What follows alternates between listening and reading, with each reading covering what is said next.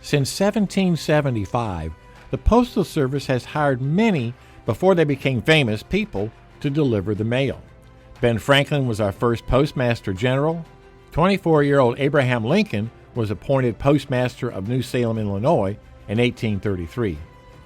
Other famous postal workers include Newt Rockne, Bing Crosby, William Faulkner, and Rock Hudson. And here is young Charles Lindbergh back in 1926, the most famous pilot to fly the new Postal Service airmail routes in the de Havilland DH-4 biplane, also known as the Flamin' Coffin. As you will see, it was the contract airmail routes assigned by the Postal Service that led to the birth of commercial aviation. This is the History of Mail, Part 2, next on Mark in History.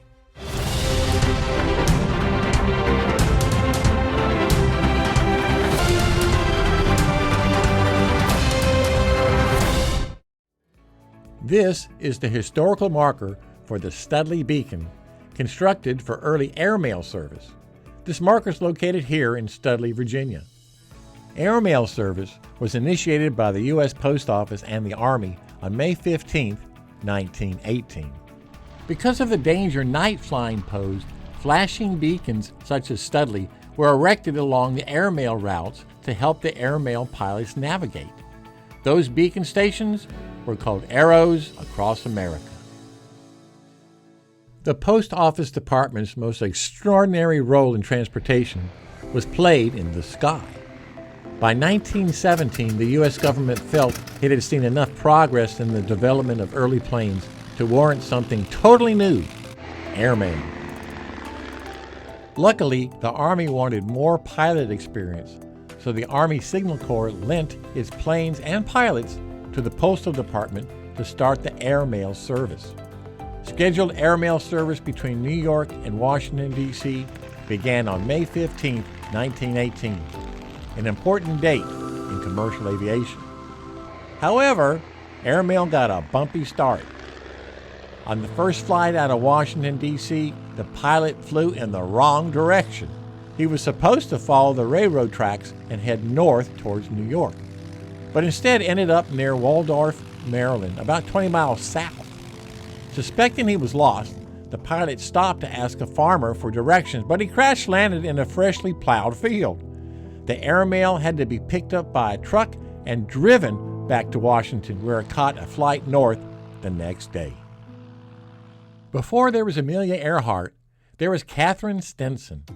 In 1912, at the age of 21, Catherine Stinson became the fourth woman in the United States to earn her pilot's license. The next year, she became the first woman to fly the U.S. mail when she dropped mail bags from her plane during an experimental flight at the Montana State Fair. Dubbed the Flying Schoolgirl, she captivated audiences worldwide with her youthful looks, long brown curls, and fearless feats of aerobatics. When the U.S. Post Office started regular airmail service, Stinson became the first woman to be commissioned as an airmail pilot. She broke her flying record while carrying airmail on a 783-mile flight from Chicago to New York City.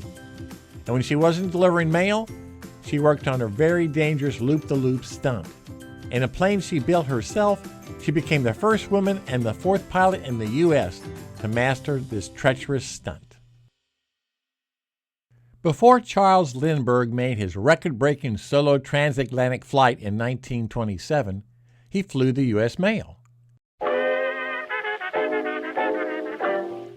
After serving as a second lieutenant in the U.S. Army, Charles Lindbergh took a civilian job as chief pilot for the Robertson Aircraft Corporation. They held the contract to provide airmail service between Chicago and St. Louis, beginning April 15, 1926. Later, Robertson Aircraft Corporation would become American Airlines. Lindbergh flew a modified, war-surplus de Havilland DH-4 biplane over the route, which stops at Springfield and Peoria, Illinois. The expedited schedule meant Lindbergh and the other pilots flew at night with poor visibility. They had to push through inclement weather and they suffered from fatigue. During this period, he twice had to bail out from the mail aircraft. Lindbergh achieved 99% airmail delivery efficiency even without proper equipment and landing facilities. While flying mail from Chicago to St. Louis, Lindbergh decided to compete for the $25,000 prize for the first nonstop flight from New York to Paris. Lindbergh learned to deal with the many dangers of piloting during his airmail routes, which prepared him for his most audacious goal, making the first solo transatlantic flight. Airmail service pilots are the unsung heroes of early aviation. In their frail Curtiss Jennies and post-war de Havilland biplanes, they battled wind, snow, and sleet to pioneer round-the-clock airmail service along the world's longest air route, the continental United States. Pilots flew in open cockpits in all kinds of weather. During the day, they followed landmarks on the ground. In fog, they flew blind. At night, they flew dead reckoning with the stars. Unpredictable weather, unreliable equipment, and inexperience led to frequent crashes and over 30 deaths during the first 9 years of operation. Once the Post Office Department had proven the viability of commercial flight, airmail service was turned over to private carriers, flying under contract with the department. Those initial contract airmail carriers would in time, through mergers and acquisitions, go on to establish these major airlines. America's commercial aviation industry owes its start to the Post Office Department and the early airmail service. On the next Marking History episode, we will learn how the Postal Service handled mail during World War II with V-mail and help from the 6th Postal Battalion. Then we'll delve into the 60s to learn about Mr. Zip. Later, we will visit some of the postal facilities with high-speed sorting, perfect for getting your bills to you on time. If history can be taught with stories, it can never be forgotten.